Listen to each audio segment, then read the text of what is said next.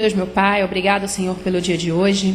Te agradecemos porque o Senhor nos trouxe aqui, Senhor, guardados no Teu nome. Senhor, nós pedimos, Senhor, que aqueles que ainda não Te conhecem possam ter Cristo revelado nas suas vidas essa noite, Senhor. Que vidas sejam salvas para a honra e glória do Teu nome, Senhor. E aqueles que já são Teus filhos, Senhor, que o Senhor revele mais de Cristo aos nossos corações essa noite. É o que nós pedimos que o Senhor abençoe o Tiago, o Senhor dando intrepidez a falar a ele, e que ele saia da boca dele somente aquilo, Senhor, que o Senhor tem para essa igreja essa noite, que o Senhor quer revelar a essa igreja essa noite. É o que nós colocamos e te agradecemos em nome de Jesus. Amém.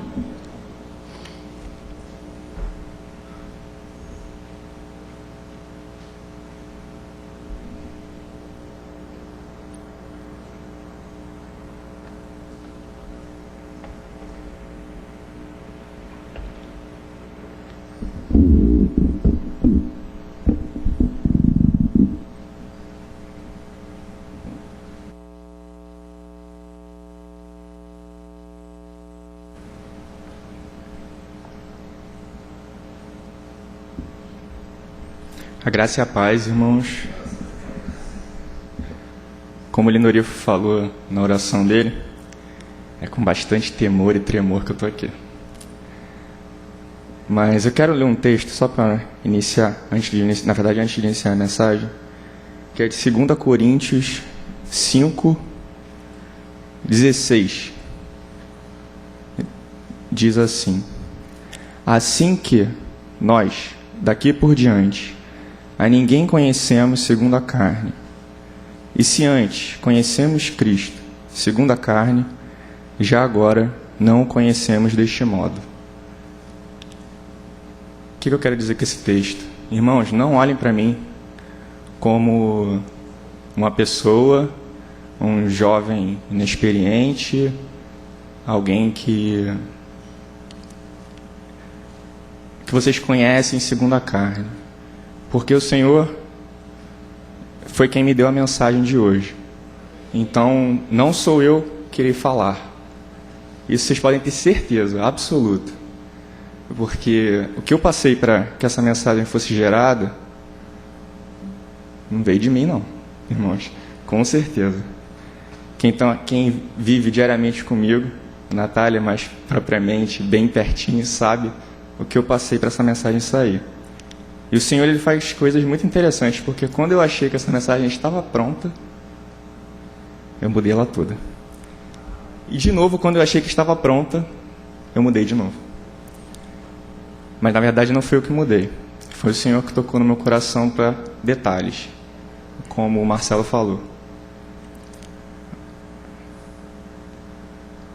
A mensagem, ela tem como título A Pressão do Mundo e o Refrigério do Senhor.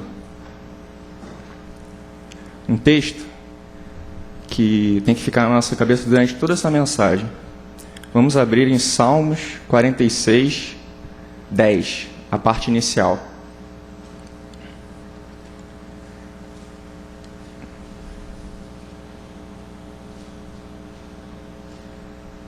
Diz assim: aquietai-vos e sabei que eu sou Deus. Em outra versão, eu acho que ainda é mais enfático. Diz assim: parem de lutar e fiquem sabendo que eu sou Deus. Mantenham esse texto em mente durante toda essa mensagem.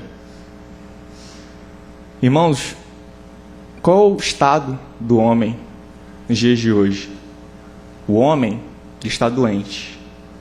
A humanidade é doente. As famílias estão doentes.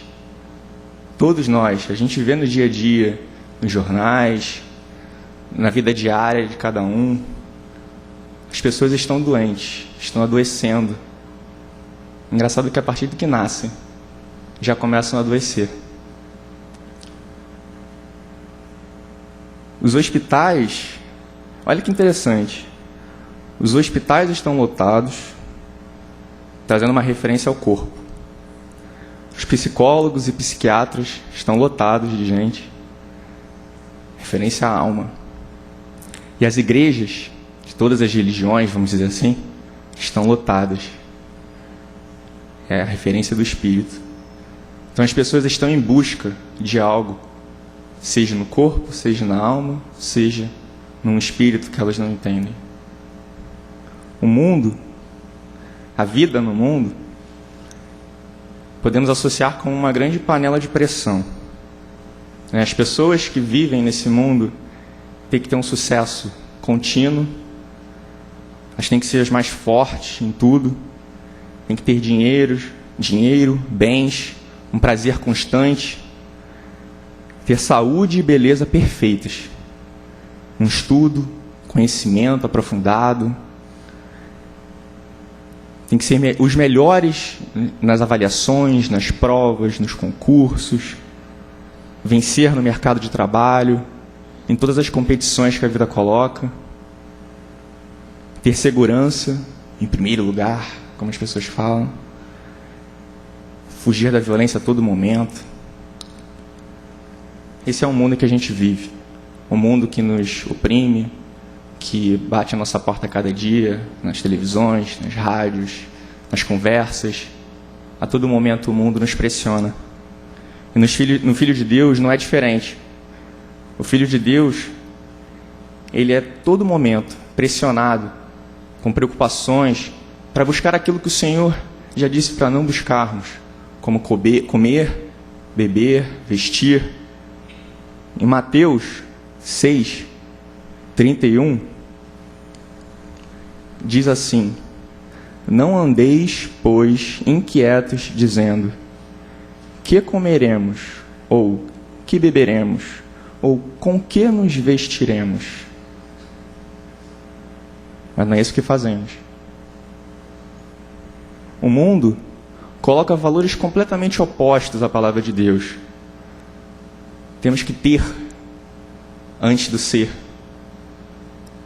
Tudo que a palavra de Deus diz que não é verdade, não é assim. E pelas preocupações, por esses valores, ficamos ansiosos. Somos pessoas extremamente ansiosas. Quem diz que não é ansioso, é bem difícil, muito difícil. As preocupações que o mundo nos impõe, somos levados a ter medo das situações, medo das decisões, medo do dia de amanhã. E isso nos pressiona, nos esmaga. Em Mateus 6, 34... Perdão. Verdade. O outro foi 6,31. 6,34. Diz assim: não vos inquieteis, pois, pelo dia de amanhã, porque o dia de amanhã cuidará de si mesmo. Basta cada dia o seu mal. Essa é a verdade da palavra de Deus.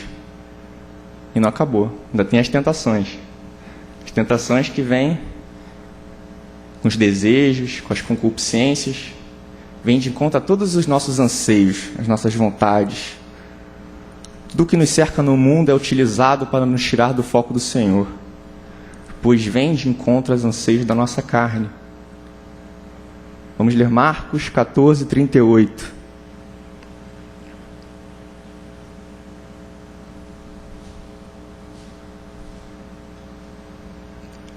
Diz assim: vigiai e orai, para que não entreis em tentação.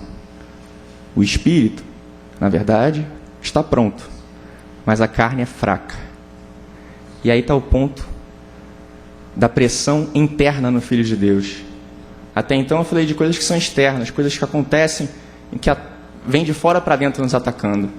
Mas quando é na carne, vem nas nossas falhas, nas nossas deficiências, vem na alma e no corpo.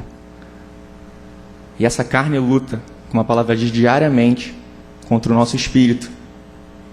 Falando dos filhos de Deus. Luta diariamente contra o espírito do homem, que tem comunhão com o Espírito de Deus. Vamos ler Romanos 7, 18.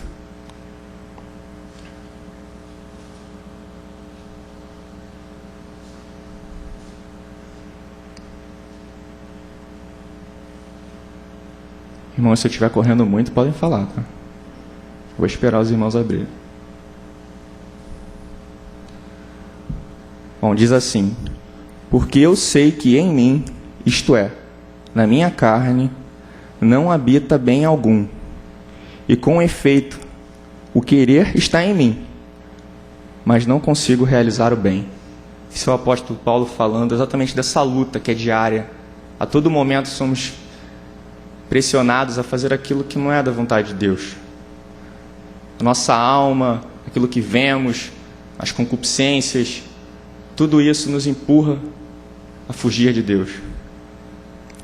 O homem, por si só, não consegue aguentar as pressões internas e externas, que a todo momento nos atacam. O mundo leva o homem ao extremo. O que isso gera no homem? Insatisfação, com certeza. Depressão, isso a gente vê a todo momento. Infelicidade, né? A gente vê quantas matérias na TV falando da busca da felicidade. O que fazer para ser feliz? Indiferença, a pessoa já não liga mais para nada. Revolta, há muitos revoltados. Loucura, quem não é louco, né? Já falaram. Exaustão, a pessoa cansa, é muita pressão. O homem não tem armas para lidar com tanta pressão. A fuga da realidade parece, em primeira análise, a melhor opção. Por isso muitos se enveredam por caminhos de morte.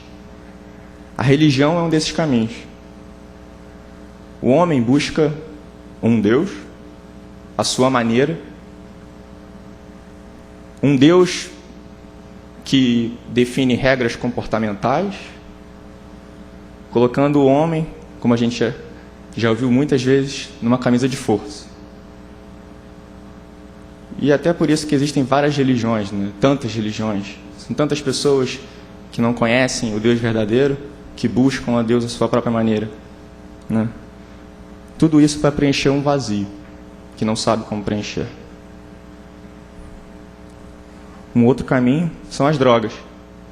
Aí já é um caminho mais pesado, vamos dizer assim, que ataca o corpo já, né? Isso é a falta total de esperança. É a alienação completa da realidade.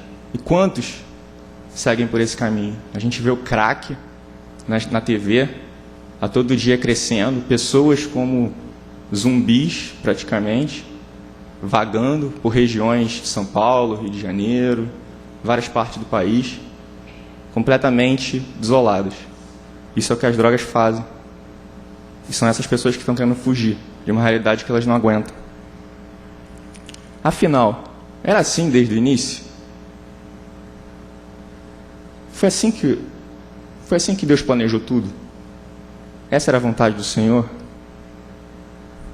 O homem, Adão, formado por Deus à sua semelhança, tinha plena comunhão com seu Criador.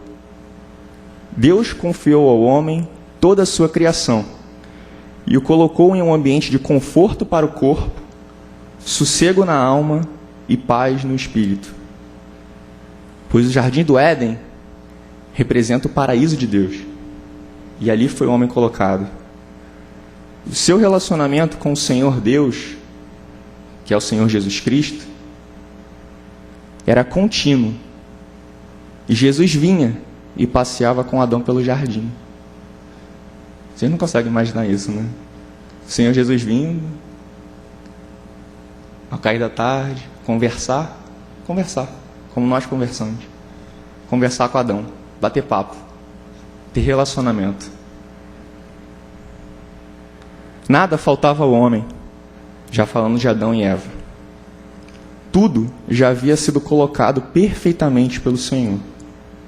A vida desse homem seria um eterno conhecer a Deus, em um relacionamento profundo, onde o amor da Trindade seria compartilhado entre toda a descendência adâmica. Esse era o propósito do Senhor, relacionamento com o homem. Um homem perto, próximo, um homem que gostasse de estar com ele, de falar com ele. A suficiência do homem era o próprio Deus. Ele era totalmente dependente de Deus, em tudo. Deus já tinha feito tudo. O homem não precisava de mais nada, somente se aprofundar no conhecimento de Deus. E esse era o propósito: relacionamento e intimidade. Bom, se tudo era perfeito, o que aconteceu? Como o homem chegou nesse estado deplorável? O Senhor Jesus havia dado a seguinte ordem a Adão. Vamos ler Gênesis 2, 16 e 17.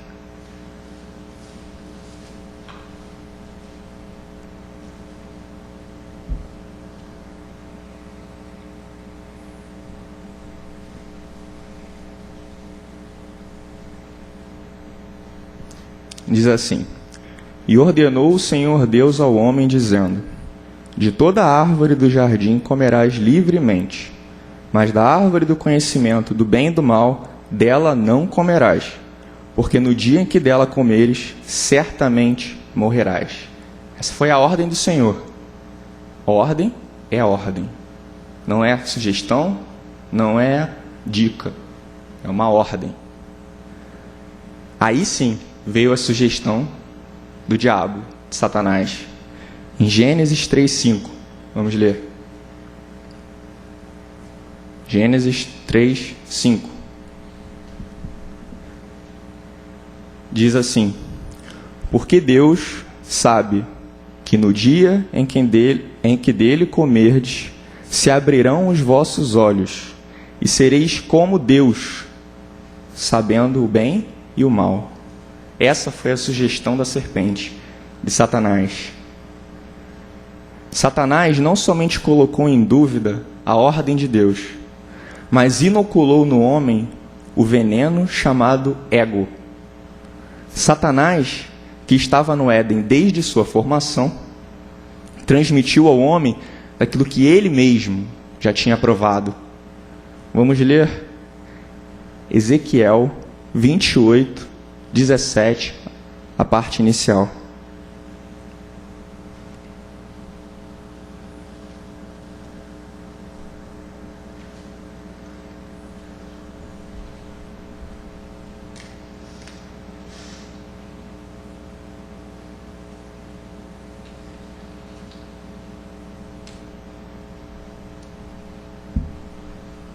Diz assim: Elevou-se o teu coração por causa da tua formosura, corrompeste a tua sabedoria por causa do teu resplendor. Esse é Satanás, que foi lá e sugeriu ao homem que não era bem assim como Deus disse. A ideia de ser como Deus, imputada e consentida na mente humana, trouxe sim morte, como Deus avisara antes. No momento em que o homem, Adão, desobedeceu a ordem dada por Deus, o seu relacionamento íntimo com o Senhor foi bruscamente interrompido. O pecado, a desobediência, agora tornou-se a grande barreira que nos impede de termos comunhão plena com o Senhor. Foi isso que Satanás fez. E o Senhor cumpriu a sua ordem. O homem morreu. Aquele relacionamento precioso que Adão teve com Deus, que Jesus vinha, conversava com ele, isso foi quebrado. No exato momento em que o homem duvidou da palavra de Deus e desobedeceu essa palavra. Tanto que ele teve medo, logo no início. Vamos ler Salmos 10, 4.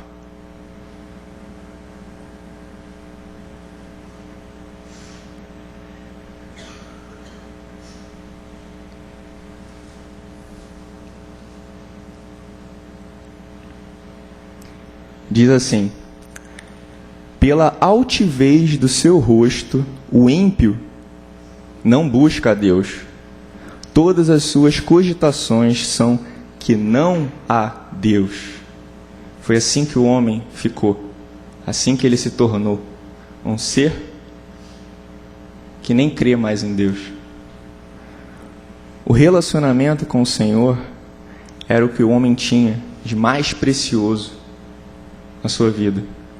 A quebra desse relacionamento com Deus afetou todo mundo criado por Deus, toda a criação de Deus. E a gente viu isso hoje de manhã. Esse mundo foi sujeitado a Satanás por Adão. Vamos ler Lucas 4, 6.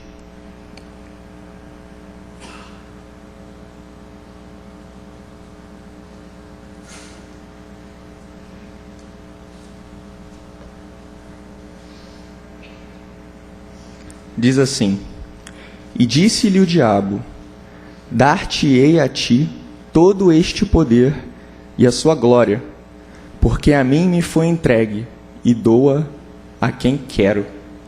Isso foi o que Adão fez. Entregou o poder que Deus tinha concedido a ele ao diabo. Vamos ler agora 1 João 5, 19. 1 João 5,19.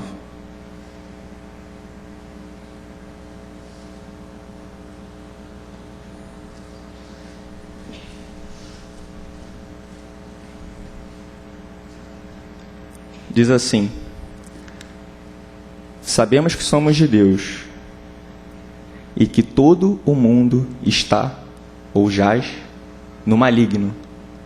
Assim que ficou a criação toda sujeita à vontade agora de Satanás, e não mais à vontade de Deus no controle de Adão.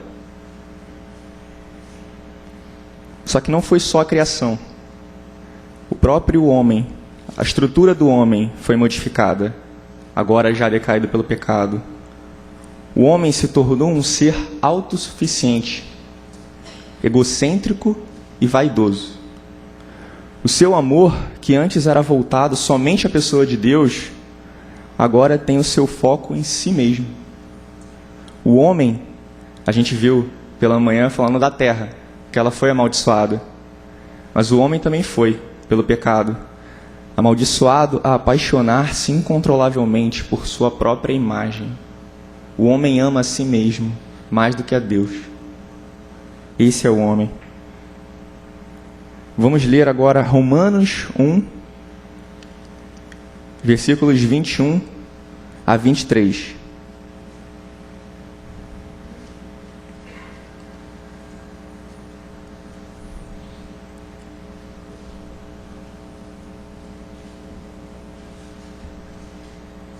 Diz assim: Portanto, tendo conhecido a Deus, não o glorificaram como Deus, nem lhe deram graças. Antes, em seus discursos se desvaneceram, e o seu coração insensato se obscureceu. Dizendo-se sábios, tornaram-se loucos, e mudaram a glória do Deus incorruptível em semelhança de imagem de homem corruptível, e de aves, e de quadrúpedes e de répteis. Essa é a verdade da palavra. O homem desprezou o relacionamento com o Senhor, e por isso tornou-se o principal culpado por todas as suas dores e mazelas. Satanás teve sim um papel importante, mas como um indutor, como um catalisador da iniquidade. Mas a decisão de pecar foi uma decisão consciente do homem. Ele sabia exatamente qual era a vontade de Deus, e ainda assim a desobedeceu. É engraçado que a gente falou aqui hoje de manhã que a gente culpa o diabo em tudo, né? Só que o homem é um ser racional, é um ser que tem vontade. Deus deu esse dom ao homem. A semelhança de Deus vem nisso também, de termos vontade. E o homem corrompeu a sua vontade. Ele entregou a sua vontade a Satanás.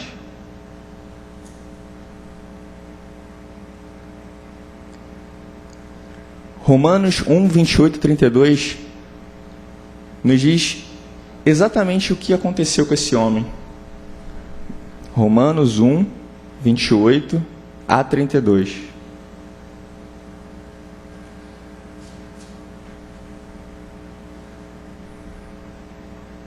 Diz assim: E como eles não se importaram de ter conhecimento de Deus, assim Deus os entregou a um sentimento perverso, para fazerem coisas que não convêm, estando cheios de toda iniquidade, prostituição, malícia, avareza, maldade, cheios de inveja, homicídio, contenda, engano, malignidade, sendo murmuradores, detratores, aborrecedores de Deus, injuriadores, soberbos, presunçosos, inventores de males, desobedientes aos pais e às mães, nécios, infiéis nos contratos, sem afeição natural, irreconciliáveis, sem misericórdia, os quais, conhecendo a justiça de Deus, que são dignos de morte os que tais coisas praticam, não somente as fazem, mas também consentem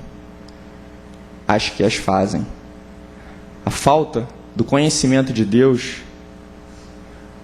foi a perdição para o homem. Falta desse relacionamento com Deus foi o motivo pelo qual o homem decaiu.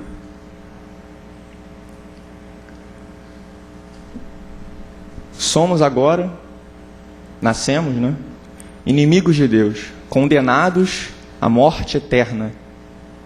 Morte eterna, podemos ler como falta de relacionamento eterno com Deus. Falta desse relacionamento eterno com Deus. Para toda a geração de Adão, todos os que nascem nesse mundo, nascem dessa maneira. Eu vou ler João 13, 34. A gente já conhece esse texto, diz: a alma que pecar, essa morrerá. Essa é a lei de Deus. O homem pecou, ele morreu. Morreu primeiramente no seu espírito, no seu relacionamento íntimo com o Senhor. E, consequentemente, na sua morte física. Uma morte que separa eternamente esse homem de Deus. Bom, diante desse cenário, como é possível, num cenário tão aterrador, ter descanso para as nossas almas? Essa parte eu vou ler, irmãos. Os irmãos não precisam procurar, depois peguem as referências, porque eu quero que os irmãos atentem à sequência, porque essa parte eu preferi não falar por mim, mas deixar a própria palavra de Deus nos explicar a obra do Senhor. Em Atos 2:40 diz: e com muitas outras palavras isto testificava e os exortava, dizendo: salvai-vos desta geração perversa. Em outras versões diz corrompida. Essa é a geração adâmica. Qual é a obra de Deus? João 3, como nós conhecemos, 16 e 17. Porque Deus amou o mundo de tal maneira, que deu o seu Filho unigênito para todo aquele que nele crê, não pereça, mas tenha vida eterna. Porque Deus enviou o seu Filho ao mundo, não para que condenasse o mundo, mas para que o mundo fosse salvo por ele. Em Atos 5:30, começa a dizer de que forma se dá essa salvação. Atos 5:30 diz: o Deus de nossos pais ressuscitou a Jesus, ao qual vós matastes, suspendendo-o no madeiro. Em João 12:32, complementa aquilo que a gente nós já sabemos. E eu, quando for levantado da terra, ou no madeiro, todos atrairei a mim. Isso é o Senhor Jesus falando. Em Atos 5:31, Deus, com a sua destra, o elevou a príncipe e salvador, para dar a Israel, hoje todos nós, o arrependimento e a remissão dos pecados. E é por isso que Jesus diz em João 3:7, não te maravilhes de ter te dito, necessário vos é nascer de novo. Agora sim, vamos ler todos juntos. Vamos abrir em Atos 3, 19 a 20.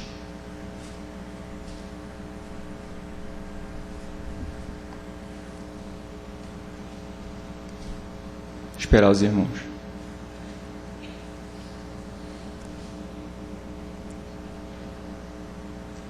Vamos ler?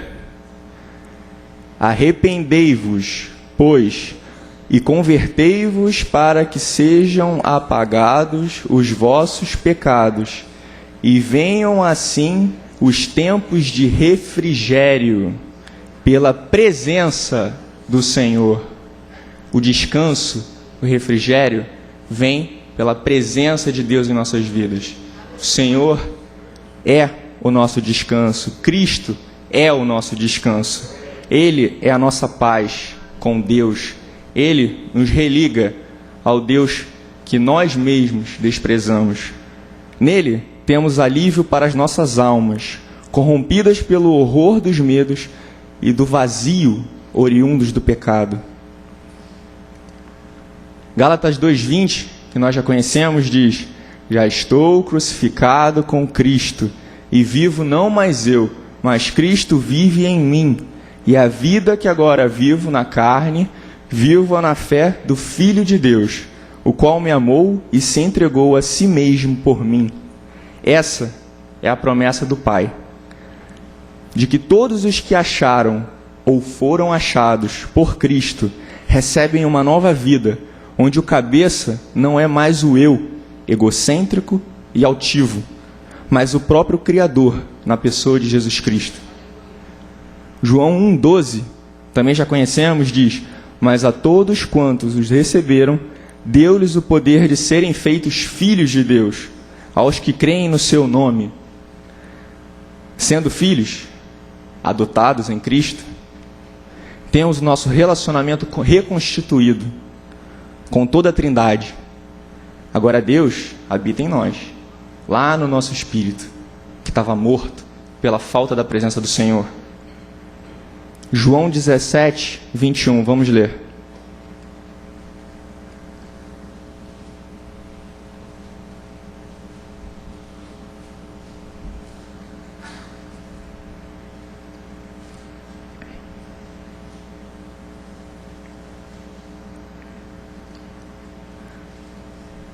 Vamos ler todos juntos? Para que todos sejam um, como tu, ó Pai, o és em mim, e eu em ti, que também eles sejam um em nós, para que o mundo creia que tu me enviaste. Em Cristo, nos tornamos um com a Trindade. O próprio Deus vem habitar em nós, lá no nosso espírito. O Espírito Santo vem e encontra lugar, encontra um tabernáculo lá no nosso espírito. E a comunhão nos faz um com o Senhor. Assim como eles, o Pai, o Filho e o Espírito são um, Deus novamente nos dá a possibilidade de nos tornarmos um com Ele mesmo. Através desse relacionamento, recebemos o amor de Deus em nosso corpo, alma e espírito. Esse amor personificado em Cristo nos constrange. Nos faz vermos que somos nada. Nos mostra nossa insignificância. Mas também nos aponta para um maravilhoso Deus, que apesar da nossa natureza perversa, está com os braços abertos a todos aqueles que enxergaram a si mesmos na cruz e viram a sua morte juntamente com ele. João 9:39. Esperar os irmãos abrir.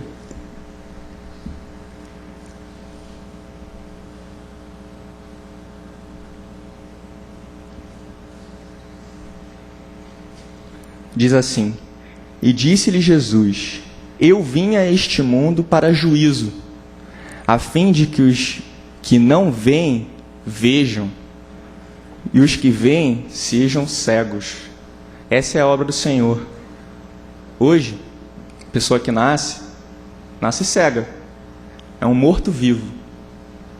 Mas a obra de Cristo, quando é revelada lá no nosso coração, o Senhor abre os nossos olhos, nos faz enxergar de verdade, coloca óculos espirituais para enxergarmos a graça de Deus. E esse Deus, Cristo, não é um Deus qualquer. Não é um Deus déspota, lá no seu templo, longe, longe, longe, olhando para nós, nos julgando. Não. A palavra diz que esse Cristo, ele se compadece de todas as nossas fraquezas. Ele já passou por tudo. Em Hebreus 4, 14 a 16.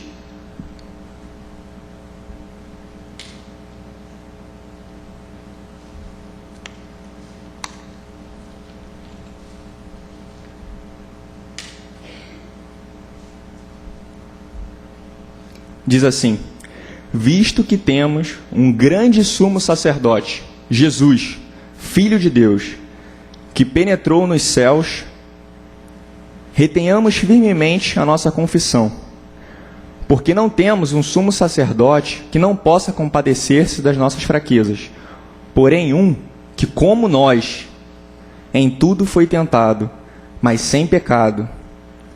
Cheguemos, pois, com confiança ao trono da graça, para que possamos alcançar misericórdia e achar graça, a fim de sermos ajudados em tempo oportuno. O Deus encarnado, Jesus, sofreu todas as nossas dores, sem pecado. A sua alma, antes mesmo da experiência da morte de cruz, já havia sido espezinhada, oprimida, sofrida pelo próprio mundo e pelo caráter do homem, que é julgador, legalista e sem misericórdia. Jesus sofreu pressão por todos os lados também. Ele sofreu pressão do povo gentio, sofreu pressão do povo judeu, um bom exemplo são os fariseus, dos seus discípulos, de Satanás, dos nossos pecados e da sua própria alma, que também sofreu com tudo que aconteceu. Cristo é o nosso tudo. É o tudo de Deus para nós. Ele é a plenitude. Eu vou ler alguns textos para exemplificar isso. São textos conhecidos, depois os irmãos podem olhar. Jesus, ele é a nossa paz. Em João 16:33 diz: tenho-vos dito isto, para que em mim tenhais paz. No mundo tereis aflições, mas tende bom ânimo, eu venci o mundo. Jesus é a nossa força. Em Neemias 8, a parte final, diz: porque este dia é consagrado ao nosso Senhor, portanto não vos entristeçais, porque a alegria do Senhor é a nossa força. Ele é a nossa mansidão e humildade. Em Mateus 11:29 diz: tomai sobre vós o meu jugo e aprendei de mim, que sou manso e humilde de coração, e encontrareis descanso para as vossas almas. Jesus é a nossa alegria. Em João 17:13 diz: mas agora vou para ti, e digo isto no mundo, para que tenham a minha alegria completa em si mesmos. Jesus é o nosso amor. Esse eu quero que todos leiam, por favor. 1 João 4:8.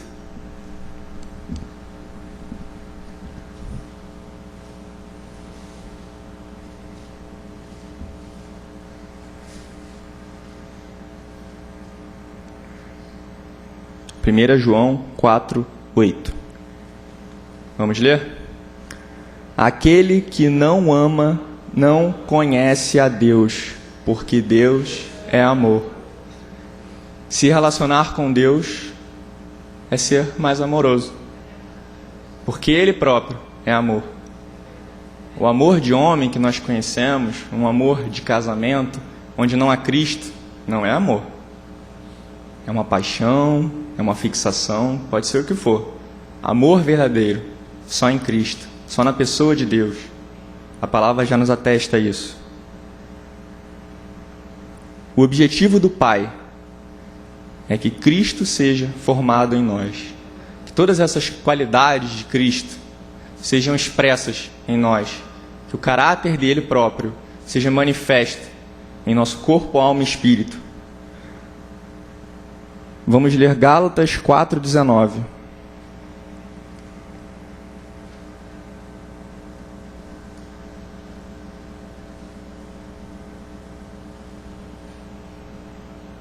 Gálatas 4:19. Diz assim: meus filhinhos, por quem de novo sinto dores de parto, até que Cristo seja formado em vós. Esse é o principal objetivo da Trindade, formar a pessoa de Cristo em cada um de nós. Porque Cristo é a beleza de Deus, é o que o Pai tem de mais precioso. Ele quer ver Cristo em cada um de nós, apesar de nós. Eu já falei isso aqui uma vez nos Salmos, se eu não me engano, mas na verdade foi tirado desse estudo. Somos como um mergulhador no profundo do oceano. A vida cristã começa na grande pressão. E conforme subimos, somos descomprimidos pelo Senhor, pelo processo da santificação, que é a formação de Cristo em nós. E encontramos na superfície águas tranquilas, na constância de Cristo. Esse é o nosso Senhor. E qual é a ação da igreja, que é o corpo de Cristo? Qual é a parcela da igreja na ação, na vida das pessoas, para descanso dessas almas? Vamos ler Mateus 11:28.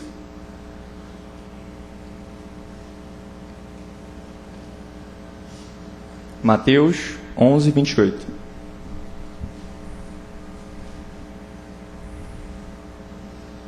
Vamos ler todos juntos, por favor. Vinde a mim, todos os que estáis cansados e oprimidos, e eu vos aliviarei. Oprimidos também pode se ler sobrecarregados. E aliviarei também pode se ler darei descanso. Esse é o Senhor. Vemos que o descanso é o Senhor Jesus, Ele próprio. Cremos que Cristo vive e age através de nós. Então, nesse texto, quando lemos vinde a mim, também pode se ler vá até seu irmão, pois eu também habito nele. Não foi por acaso que o Senhor nos deu um novo mandamento. Em João 13:34. João 13:34.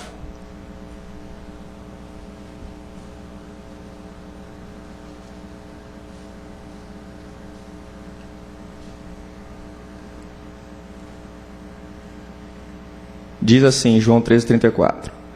Um novo mandamento vos dou, que vos ameis uns aos outros, como eu vos amei a vós, que também vós, uns aos outros, vos ameis. Essa é a vontade do Senhor, que esse amor, que Ele é amor, e conhecendo esse amor seja quase que, em abundância em nós, que flua no meio da igreja. E possamos, com esse amor, com que Deus nos ama, nos amou, nos amará, contínuo, esse amor possa ser aquilo que nos liga, que liga a cada irmão. A palavra diz que nós somos conservos uns dos outros, que nós não devemos considerar nós melhores que os nossos irmãos. Então tudo isso é uma prática que o Senhor nos dá, que devemos nos amar, que devemos nos ajudar, que devemos estar prontos para ajudar o nosso irmão. Se deixarmos o nosso eu em segundo plano e olharmos para o nosso irmão, e se Cristo tiver liberdade para se manifestar através de nossas vidas, a vida abundante de Cristo irá fluir no meio da igreja. Então a sua palavra, que é vida, trará a alegria e cura que nós precisamos. Watchman Nee, no livro Não Ameis o Mundo, diz assim: assim, o princípio do corpo é, muito simplesmente, refrescar e ser refrescado. Quanto mais caminhamos com o Senhor, mais precisamos dos nossos irmãos. Pois, neste mistério, nenhum de nós alcança o ponto onde não necessita ser ministrado por alguém. Ministrado por ninguém. Minha oração por mim mesmo é que, de vez em quando, Deus use-me para refrescar o espírito cansado de alguém e que, da mesma forma, Ele, de vez em quando, use alguém para tocar meu espírito abatido e refrigerar-me. Se por intermédio daquele irmão a falta de brilho provocada pelo mundo é tirada de mim, de modo que eu chegue cansado, mas prossiga renovado, então ele foi um ministro de Cristo para mim. Vou repetir. Se, por intermédio daquele irmão, a falta de brilho provocada pelo mundo, a falta de brilho que é provocada pelo mundo, é tirada de mim, por intermédio daquele irmão, essa falta de brilho é retirada de mim, de modo que eu chegue cansado, mas prossiga renovado, então ele, esse irmão, foi um ministro de Cristo para mim. Colossenses 3:3.